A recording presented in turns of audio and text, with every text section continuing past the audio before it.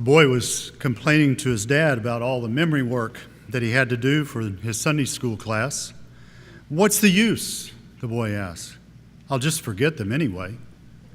In reply, the dad pointed to a wicker basket by the entryway. "Go fill that basket with water," he told his son. The son thought his dad's reply rather strange, but he did as he was told. The boy retrieved the very dirty, dusty wicker basket and carried it to the kitchen faucet. He held the basket under the water, but despite the volume of water that he ran into the basket, the water ran right through the spaces between the wicker straps. The boy returned the wet and empty basket to his father, and his father said, "The basket retained the water just like you retained those memory verses. But look at the basket now. Even though the basket didn't hold any water, the act of trying to fill it with water has washed out all the dust and dirt from the basket. And so it is with your memory verses.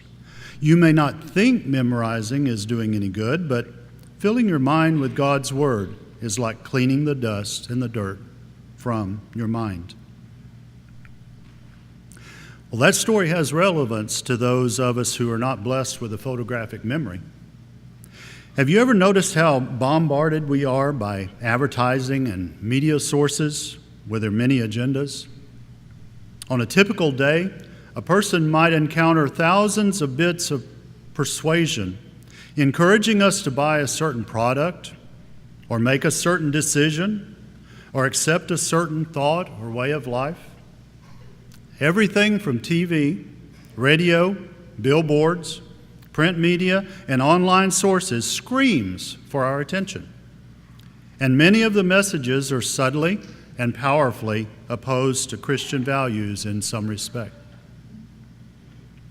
God tells us that whatever is true, whatever is noble, whatever is right, whatever is pure, whatever is lovely, whatever is admirable, if anything is excellent or praiseworthy, think about such things.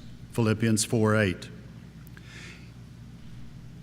If that is what's being run through our basket every day, it is going to affect our minds, our lives in some positive way. If we let God's Word dominate our thoughts, even if we think we can't memorize word for word, we will recall the essence of what has washed through our basket and realize that we can find its source with a little digging.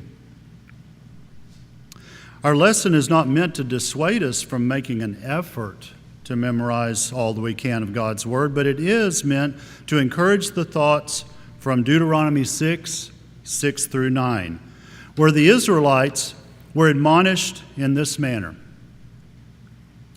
"These commands I give you today are to be on your hearts. Impress them on your children.